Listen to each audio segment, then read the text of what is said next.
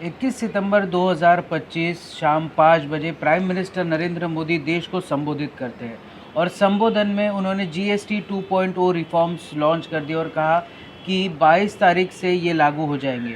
इसी विषय पर चर्चा करने के लिए हमारे साथ में व्यापारी संघ महाराष्ट्र के अध्यक्ष दीपेन अग्रवाल मौजूद है। इनसे बात करते हैं कि जीएसटी रिफॉर्म्स 2.0 के बारे में वो क्या कहते हैं, इससे व्यापारियों को कितना फ़ायदा होगा और जो उपभोक्ता है उनको कितना फ़ायदा होगा। सर बहुत बहुत शुक्रिया वक्त देने के लिए।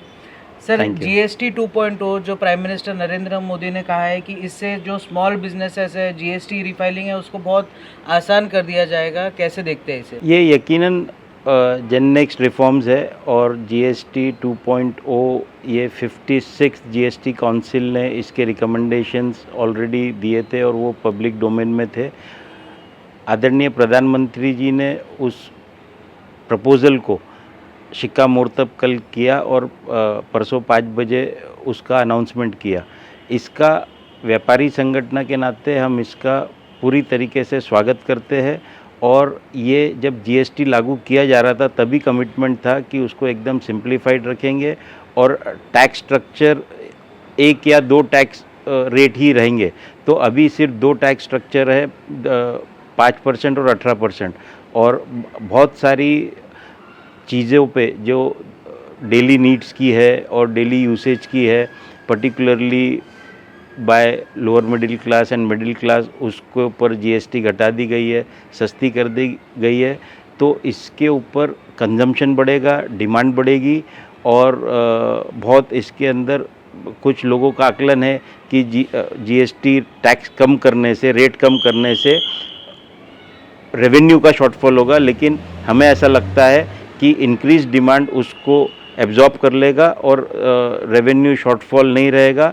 और इसके साथ साथ सबसे इम्पॉर्टेंट ये है कि सरकार संवेदनशील है और middle class, lower middle class उपभोक्ताओं का फ़ायदा सोच रही है, ना कि जस्ट सिर्फ रेवेन्यू इकट्ठा करना ये उनका टारगेट है।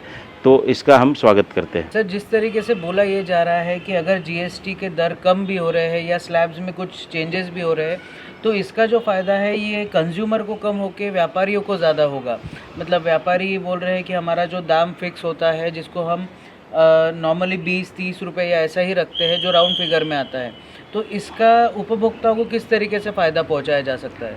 देखिए, आप ये एकदम गलत बात है अगर इसका ये कोई निष्कर्ष निकलता है कि इसका फ़ायदा व्यापारी को होगा। ये हमने आह्वान किया है हमारे व्यापारी भाइयों से कि ये पूरा जीएसटी कट जो है वो उपभोक्ताओं को पास कीजिए। और अभी आप अगर मार्केट में जाएंगे और मॉल्स में जाएंगे तो आप देखेंगे वहाँ पे बड़े बड़े बैनर्स और होर्डिंग्स लगे रेट रिडक्शन के।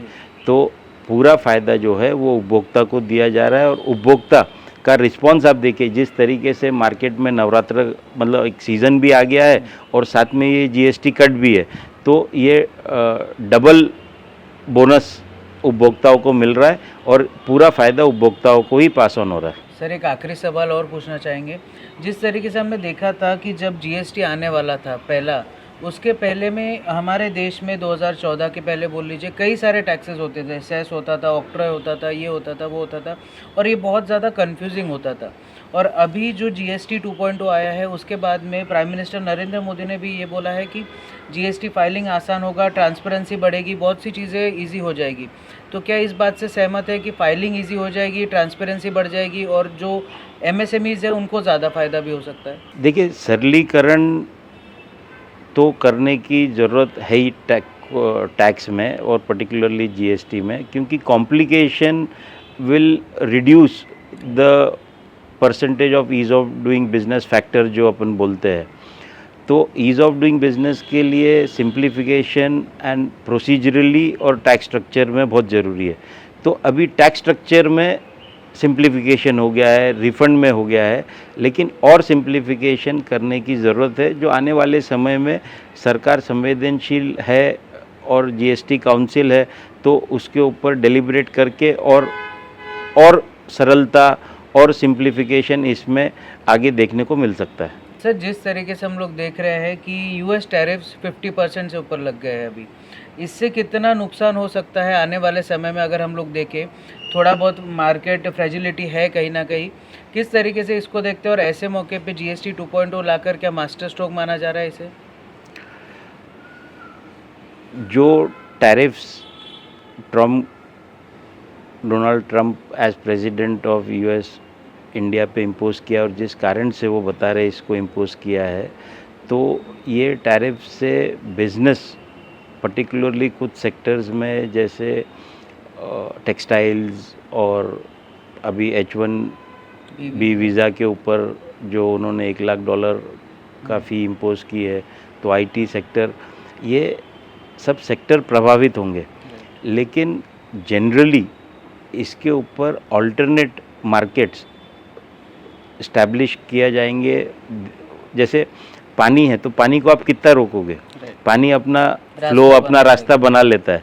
तो इंडिया अब इस कगार पे है कि अब कोई भी दबाव या कोई प्रेशर टैक्टिक्स में इंडिया बली नहीं पड़ेगा और अपने पाँव पे इंडिया का व्यापार खड़ा है।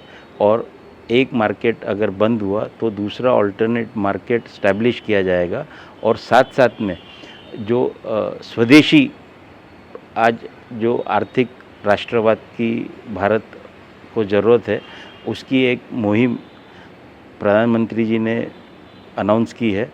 तो produce in India consume in India वाला नारा लेके आगे चलेंगे और आर्थिक जो व्यवस्था है और आर्थिक जो स्थिति है, ये किसी प्रकार से कमज़ोर होती हुई यूएस के टैरिफ से नहीं लग रही है। तो ये थे महाराष्ट्र व्यापारी संघ अध्यक्ष दीपेन अग्रवाल, जो कि बड़े बेबाक तरीके से यूएस टैरिफ्स के बारे में बात कर रहे थे और बड़े साफ लहजे में उन्होंने ये भी बताया कि किस तरीके से भारत अपनी इकोनॉमी को थोड़ा सा डाइवर्सिफाई कर रहा है।